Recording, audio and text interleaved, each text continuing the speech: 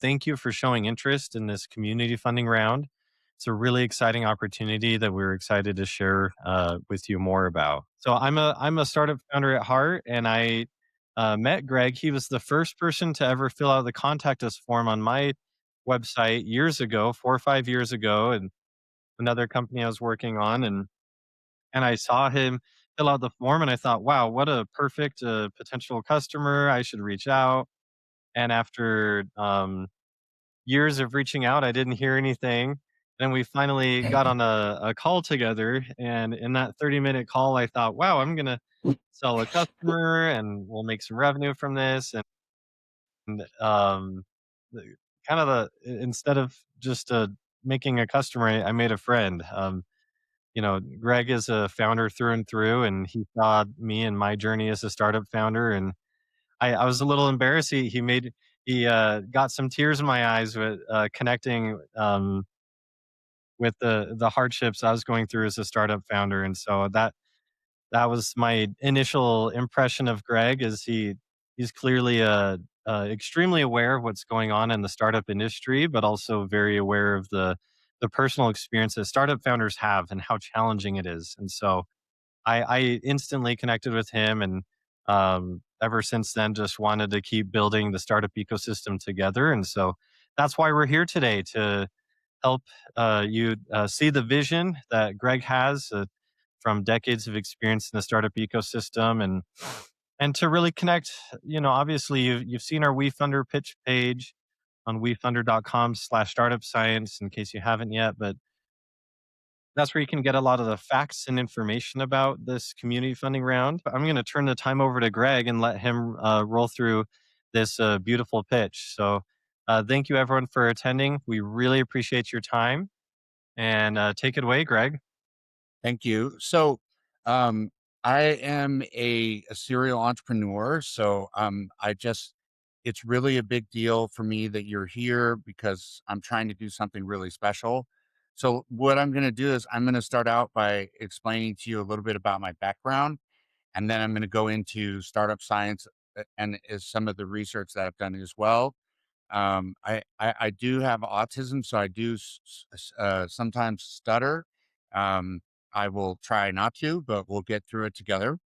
Um, my track record is 12 startups and 12 exits, which sounds totally crazy, and I didn't realize that it was so unusual until I started doing the research that I did. I just thought, oh, this is just me applying my systems and process thinking things.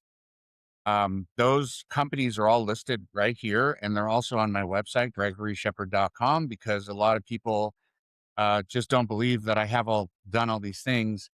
But I started 35 years ago, so I also started when I was a teenager. I also have 4 private equity awards for transactions between 250 million and a billion. And in fact, right behind me, you can see the trophies from those transactions. I also authored a book that was published by a division of Ben Bella, which is a division of a bigger publisher. That's called The Startup Life Cycle. I have 2 more books coming out, one this year and another one the following year.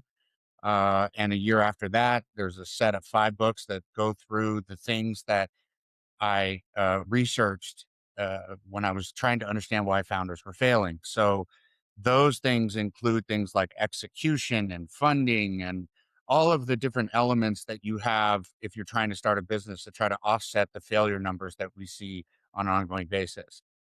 I hosted the Forbes podcast with a lot of fancy guests, TEDx speaker. I do a lot of keynotes.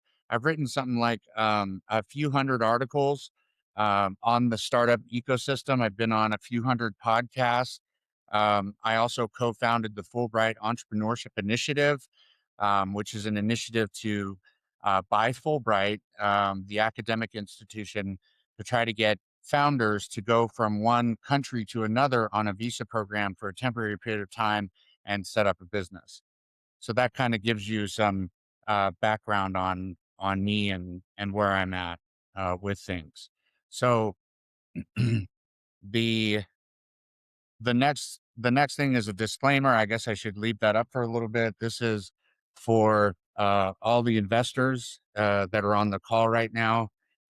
This has a list of the different disclaimers that you have to be aware of according to the SEC. We went through quite a bit to get our SEC filing. I also started off poor. I'm from a foster and adopted family. I had a lot of medical conditions when I was a baby. Died twice. I was in the hospital almost constantly until I was in my 13, 14 years old. And I went from being poor, and when I say poor, we homesteaded. So we actually lived on the land in tents, took showers from a bag hanging from a tree, went to the bathroom in a bucket, etc.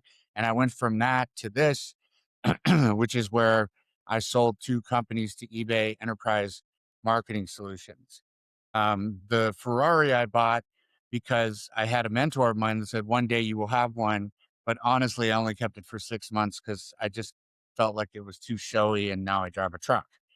Um, the status quo is that 90% of founders fail. And this is a issue that's been an issue for 35 years.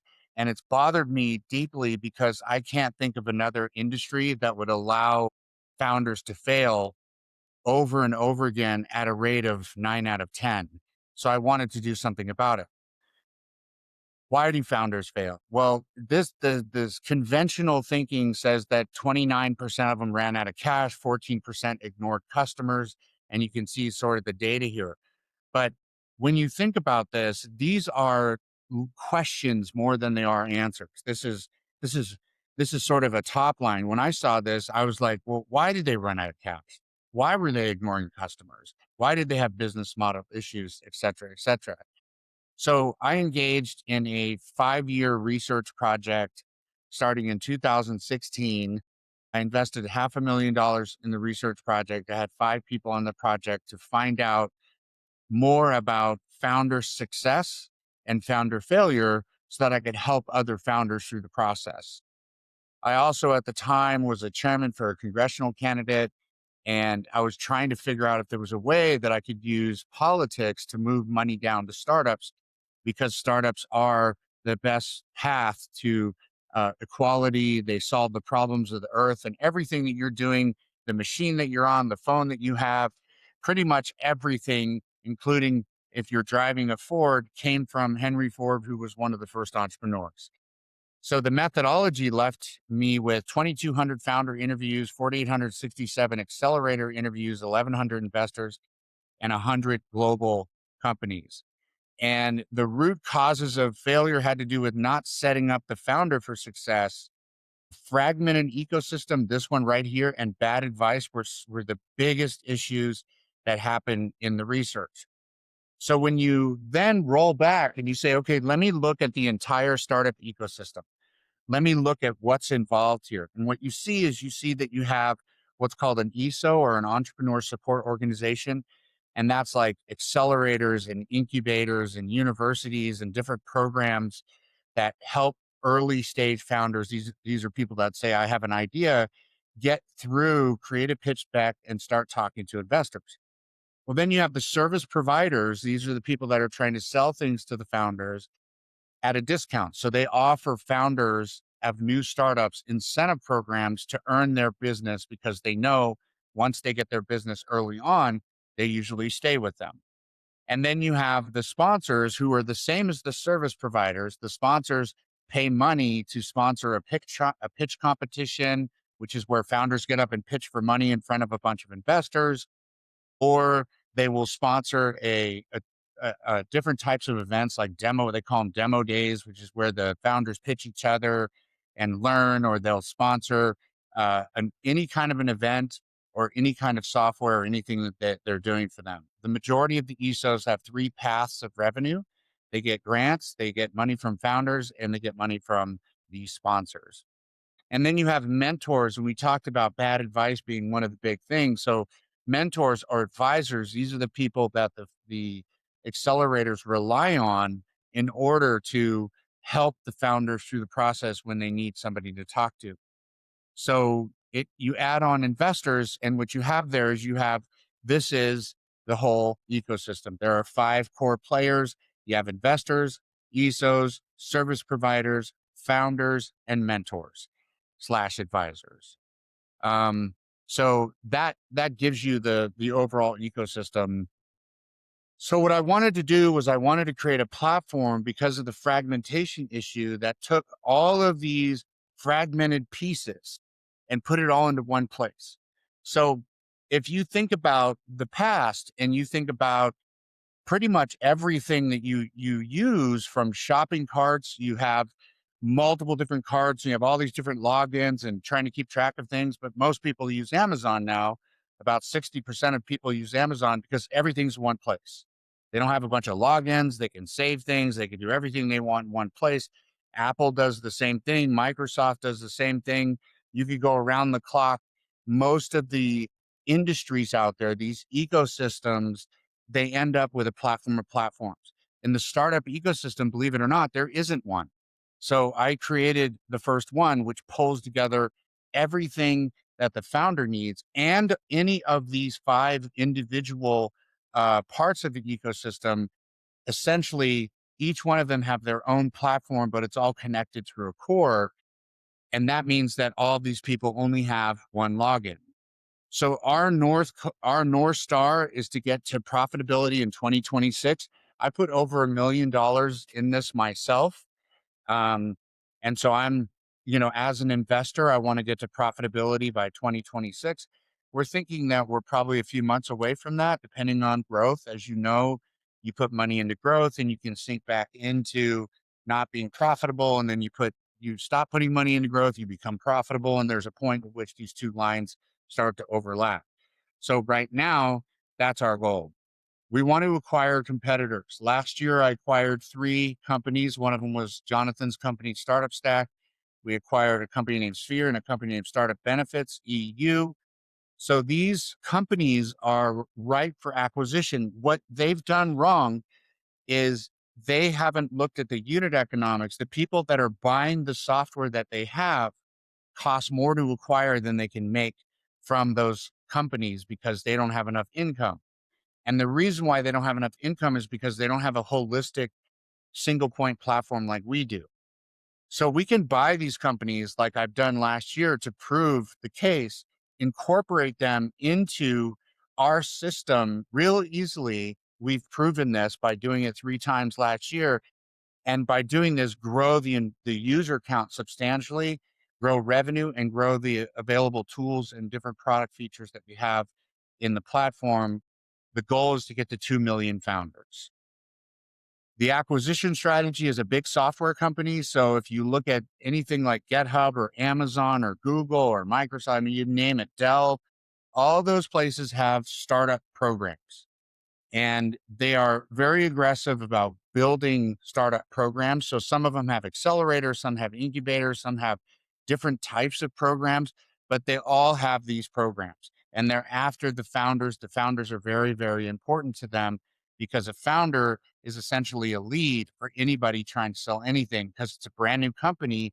They need everything. So there's a lot of companies out there interested in acquiring a company that has 2 million ongoing founders. When we look at how we get the users, it's a cross-pollination strategy. So typical mentor work with 5 different accelerators. And those 5 accelerators will have this mentor available. If you have a good mentor platform, then they bring the accelerators to you. If you have good service providers, then the founders come in to get those exclusive offers or incentive programs. Same thing with investors, and you could go around the clock. So by getting one of these markets, you automatically get the founders that come from the market. The thing that's very unique is that the accelerators and incubators, these ESOs, these entrepreneur support organizations, they use our software to power their program. Think of it like an operations tool. When they do that, one of the features is an application.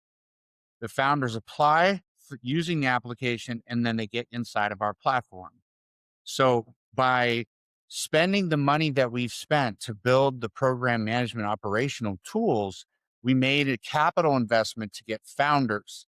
not just to get founders for free, but to have the ESOs, the entrepreneur support organizations, pay to actually give us founders because they're using the software. So we made that capital expenditure with that strategy in mind. Jonathan, it looks like there's 2 questions in the chat. Can you check those real quick and make sure if they, well, here, as an investor or acquirer, what are the specific criteria that help you choose where to invest and where not to invest? So when you look at investment, there's always growth margin and retention. Like if you think about exiting a company or your valuation in general, they're called valuation drivers. Growth means that you can grow. Retention means you can keep the customers you grew from, and margin means you can do that profitably.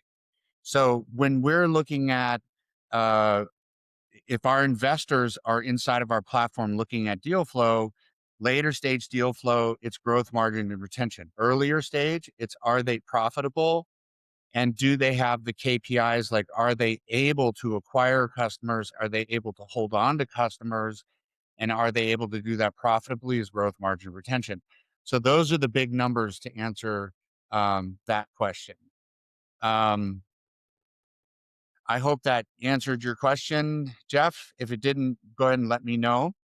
And Don, Greg, could you maybe tie that into how does that tie into the growth strategy for startup science? Like what types of companies are we buying and how does that fit into getting to those user targets that we're talking okay, about? okay. Sorry, I think I misunderstood your question, Jeff. So I'll answer that question instead. If you think about what happens in ecosystems, I want you to imagine a still pond. And still ponds are usually stagnant and old. And somebody throws a rock in the still pond, it stirs everything up, and then there's rings that appear on the outside. So a industry that's ripe to do something like this is a still pond. This is my 3rd time doing this. So you find these still ponds. It's really hard to find. I never thought I was going to find another one in my lifetime. And then you are the disruption. You throw the rock in the pond. When that happens, there's a bunch of little rings that appear on the outside of that. Those rings represent the opportunities. At first, the opportunities are close to where the rock hit the pond. They're bigger, but there's very few of them. So if you think about the emergence of the iPhone, and then you think about all the apps that originally came out of that are early stage there when the rings are smaller. As the ring starts to grow, there are way more opportunities. They're not as big, but there's more and more and more of them. After a while, these things start to contract. Those opportunities that I was talking about are the fragmentation that you see in our industry. And then as that fragmentation starts to compress, it starts to go back down. This is when acquisitions happen. And this is when everything starts to crush down to where you get to something like an Amazon or anything like that, a major player in a certain market. So we are at the stage where we've had contraction in the startup ecosystem for a number of years.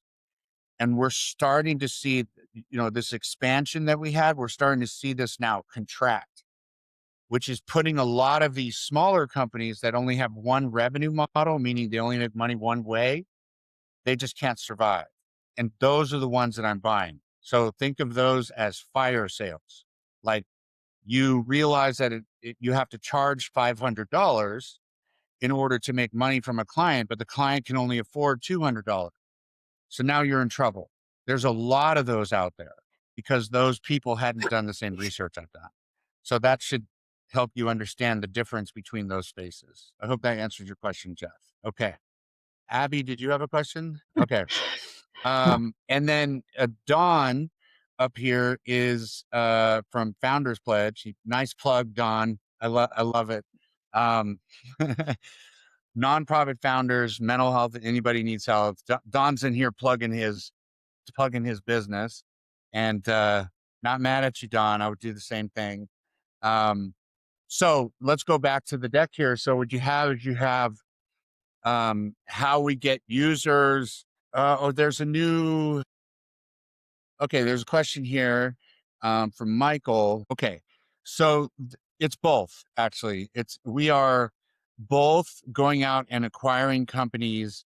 So if you go out into the space and you find some company that has a piece of software that you need, and they already have customers and they have revenue and they have users, but you can buy that for less than you could build it or acquire those users yourself. That's how I choose which ones we go after. So it has to fit something that we're looking for, and it has to be able to pay itself off really quickly. Quickly being 3 to 6 months. And so that's how we choose that. Um, these are they can be primary tools that support the ecosystem. Sometimes they're internal things. They could be sources of data or stuff like that that we need. Like in the case of Startup Benefits.eu, they had a global grants system that we wanted those global grants to offer to the founders. They also had 57,000 investors that were European investors, which we needed for the European market. So in that scenario, it was an acquisition for the tools and the data to support our platform, which supports the ecosystem. The roll up is also part of our own revenue model. So there are a lot of companies down there that have revenue, but they can't make money on that revenue, meaning their cost to maintain the revenue is more than the revenue itself. So what I do is I can buy those companies and incorporate them, but because our cost is spread out through multiple different revenue models, we can acquire these companies profitably. All right, let's go ahead and move on here. My slide is frozen. I'm sorry. Okay, here we go. So how do we make money? Well, we make money from a lot of different places. The majority of the money comes from software subscriptions. So we charge monthly fees to founders. We charge it to ESOs, investors, mentors, providers, and partners. The providers don't pay monthly fees quite yet, but they will. They pay for advertising and sponsorship. Mentors pay monthly fees to use the platform. Investors pay monthly fees to get access to the deal flow, to the startups that they want to invest in. As I said, entrepreneur support organizations, they use the platform to run their organization. So they pay a monthly fee for that. And founders, we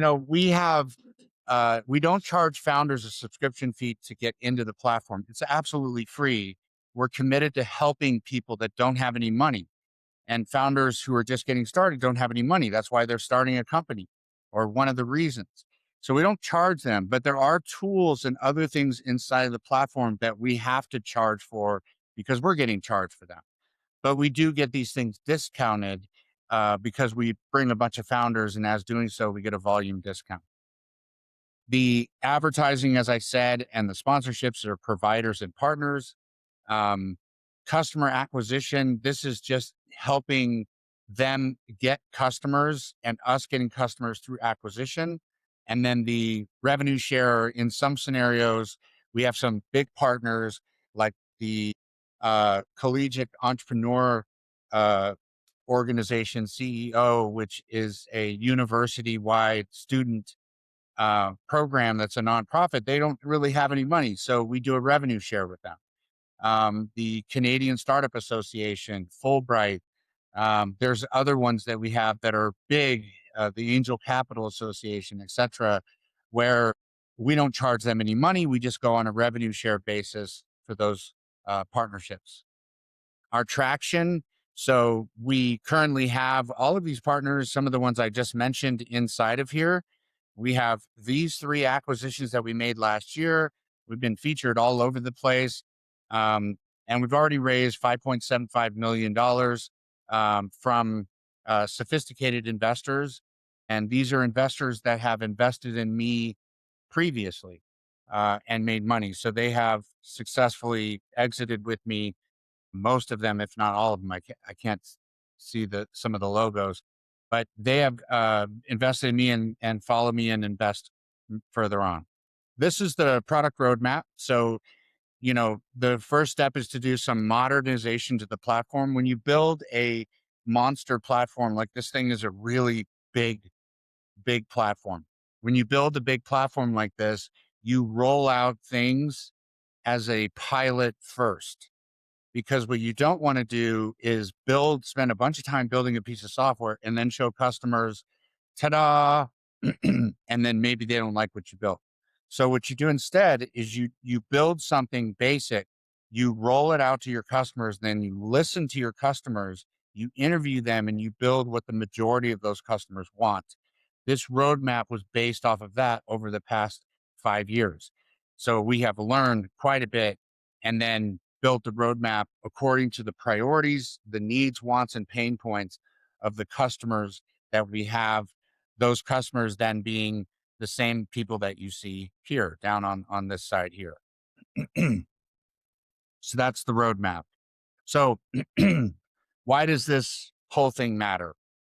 I can tell you that the reason why I started this is that coming from no money and being neurodivergent and barely graduating from high school, yet getting things like I'm a Fulbright scholar, I've got an honorary degree, you get all these things, you realize that entrepreneurship is a form of education. And entrepreneurship is absolutely a path to get out from check to check living. And it also changes the world that we live in and everything on it. I mean, people are coming up with solutions to the most fundamental problems that we see in the planet. I saw a founder the other day who was taking in greenhouse gases and producing plastic to make plastic bottles that biodegrade so you don't have problems with plastic in the ocean. I mean, this is the kind of thing that these founders come up with. They are changing the world. Large corporates are not. They buy the startups and then they claim it as their own. But most of the stuff that you see out there comes from the startups. In addition to that, big companies lay people off. Startups hire people.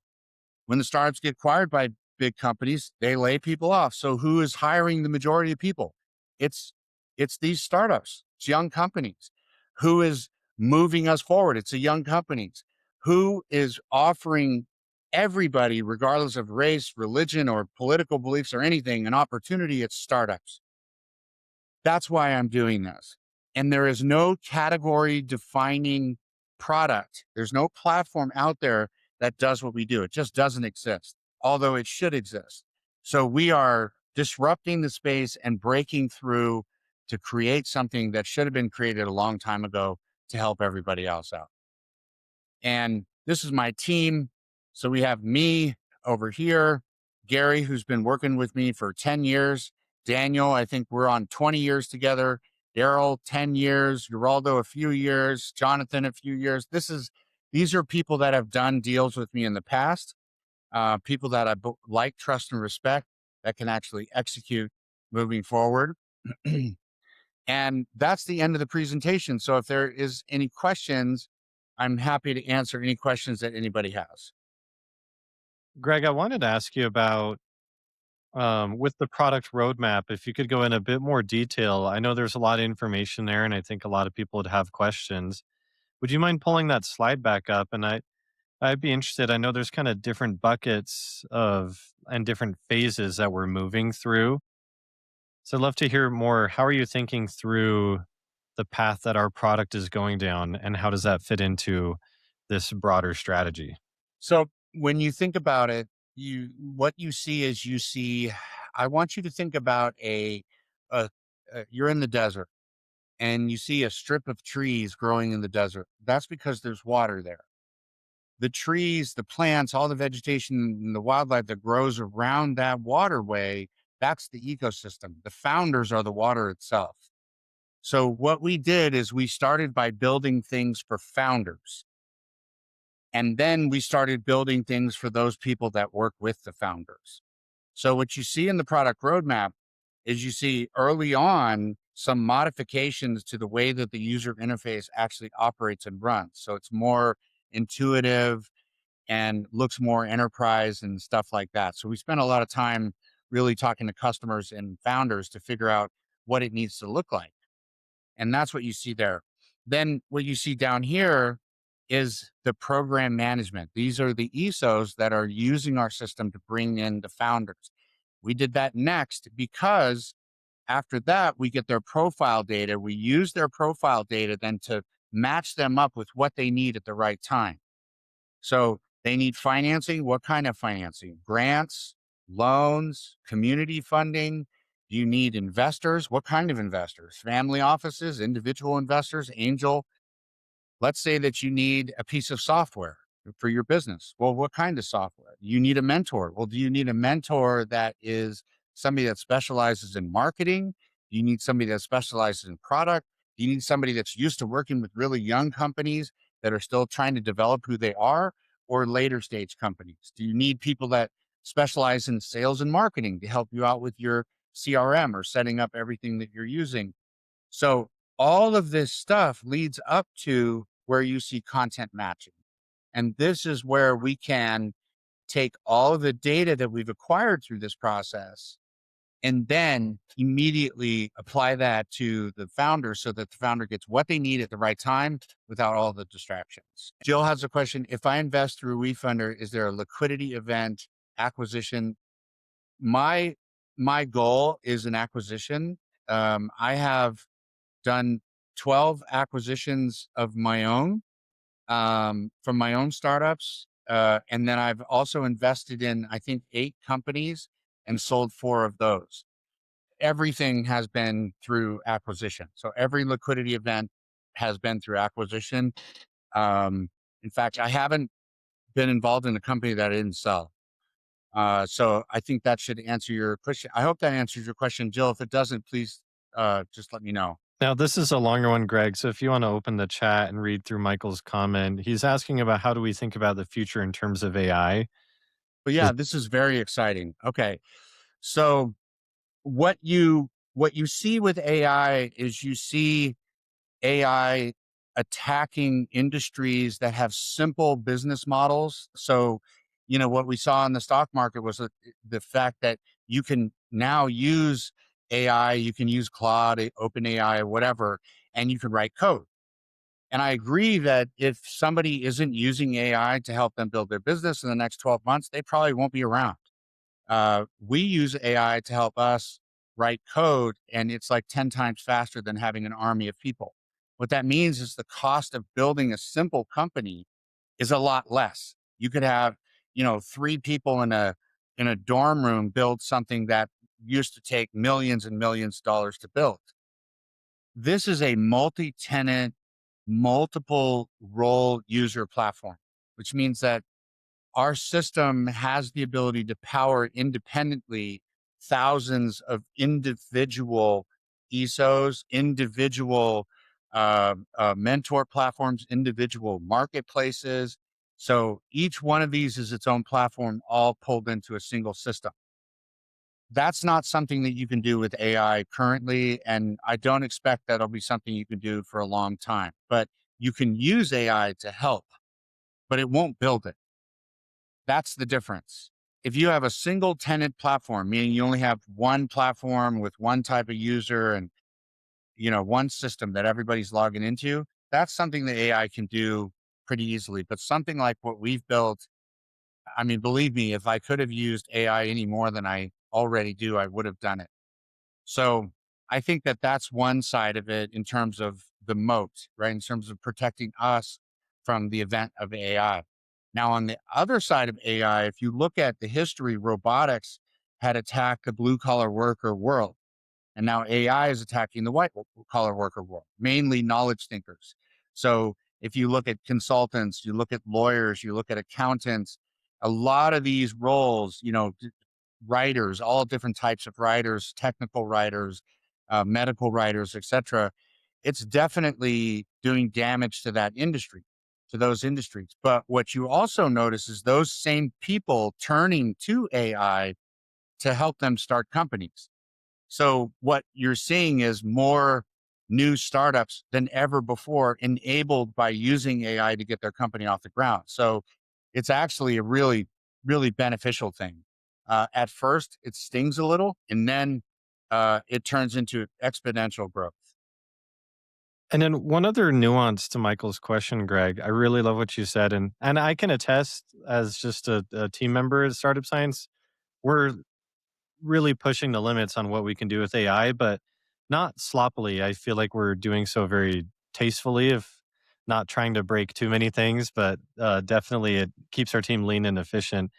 So part of Michael's question is digging into like the broader dynamic. Like, does the startup ecosystem consolidate under big companies like Claude or OpenAI, or does it actually fragment further because of like it becomes more hyper fragmented? So how would you think through the broader dynamic that AI is like? Is it how is it changing the ecosystem within that pond framework?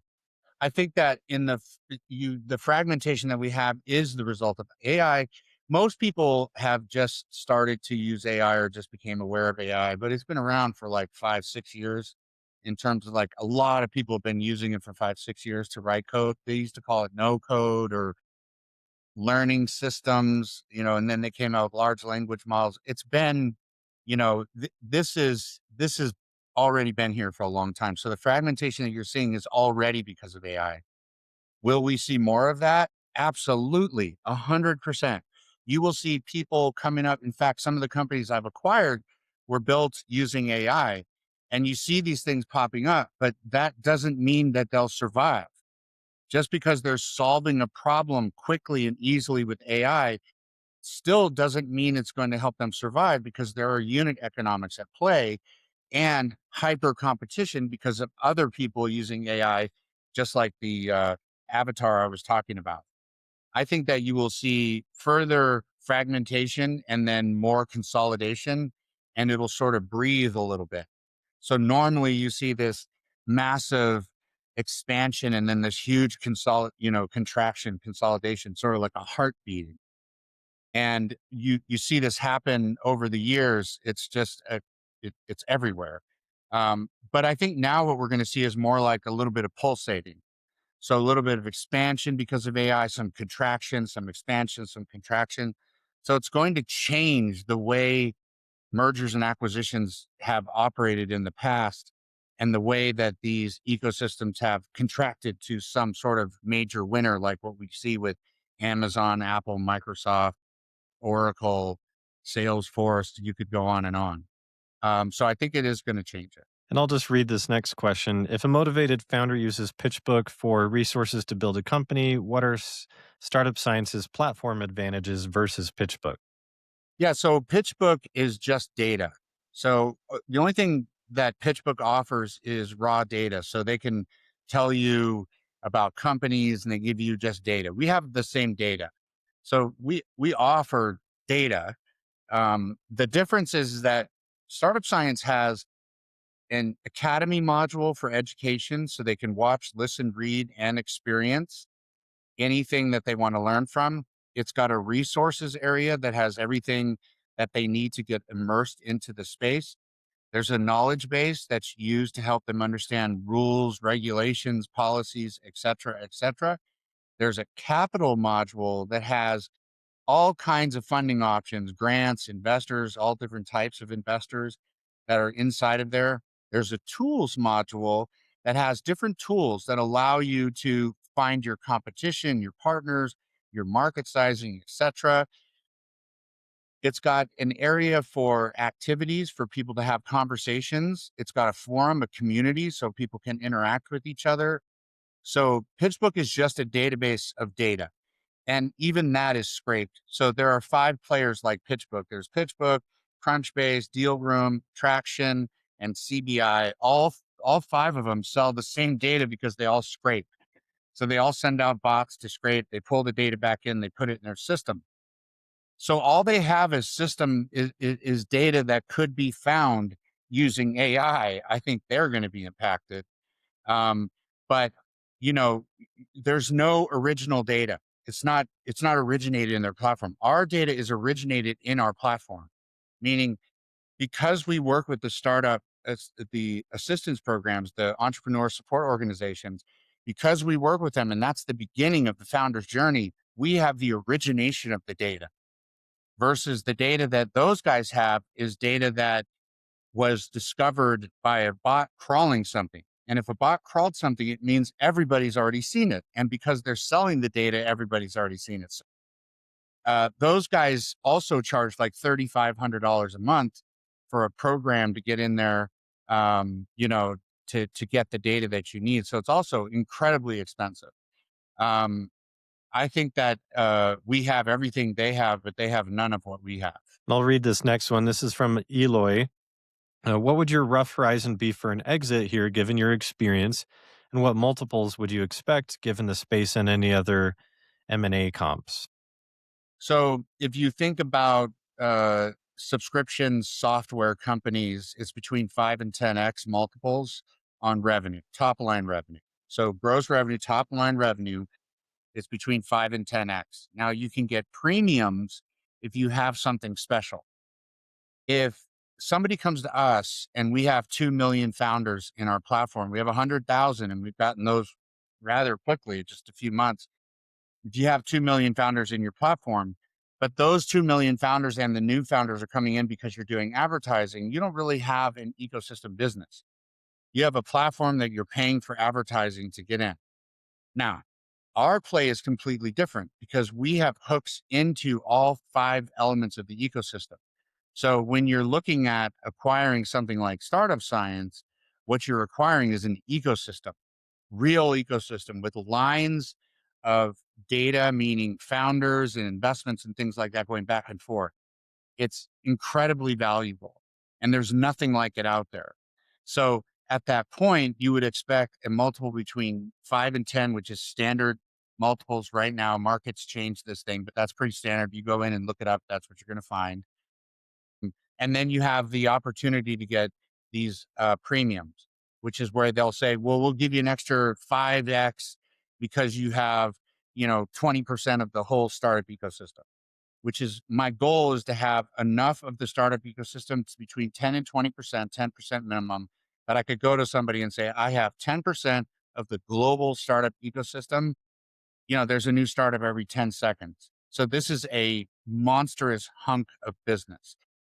Anybody and everybody that is looking for what startups create, making investments, the new products they come out with, meaning corporates, are all going to be interested in that business.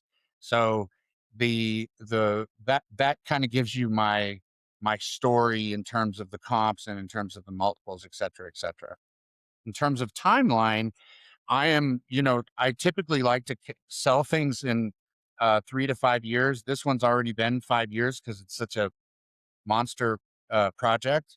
I'm looking to sell it by in 3 years. So we'll see what I can do. It's a lot to do in 3 years. It might be 5 years, but I'm shooting for 3 years.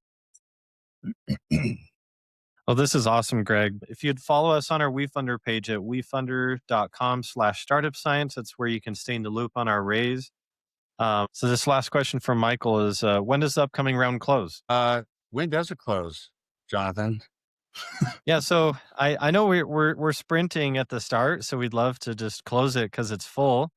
I believe we're keeping it open through April, but I know we'd love to fill out most of it this month. We've already raised about 300K and through the Reg CF with a lot more coming in this week. So I think that's the logistical So I do answers. want to share this. This is my website. It's just gregoryshepard.com.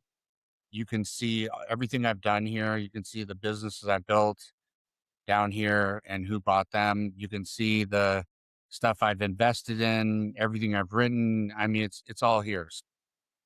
Feel free to go to the website if you want to learn more about the CEO.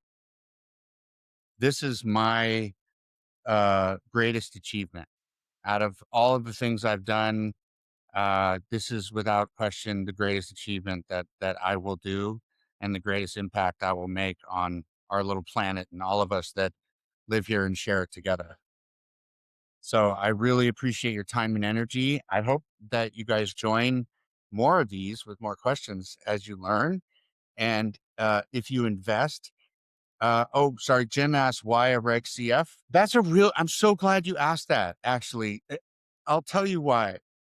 I want the startup ecosystem to be owned by everybody, not just owned by accredited and sophisticated investors. If you are a startup, unless you go through one of these community funding platforms, You can't invest unless you already have money. So how are you supposed to make more money on investments if you are trying to invest in the stock market? That's when all the money's already been made.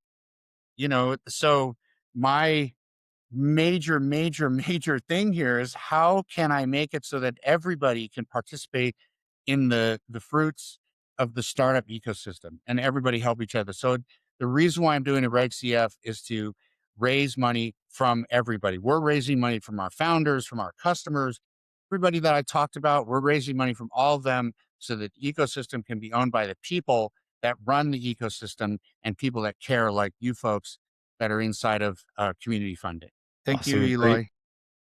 Please stay in the loop. This is a big campaign, and like Greg said, it's not just about checking the box and getting cash in the bank. It really is a bigger mission. And just speaking as someone who's become Greg's friend and colleague, I can really speak to, when you invest in a startup, you need to know the people that are involved. And Greg's a great guy, and hopefully you've gotten a taste of that. And not just Greg, we've got a great team. We've got a lot of great people here that are building this together, and it feels good to wake up every day and build something that matters. We really appreciate your time. Thank you, everybody. I hope you have a wonderful day. Thank you so much.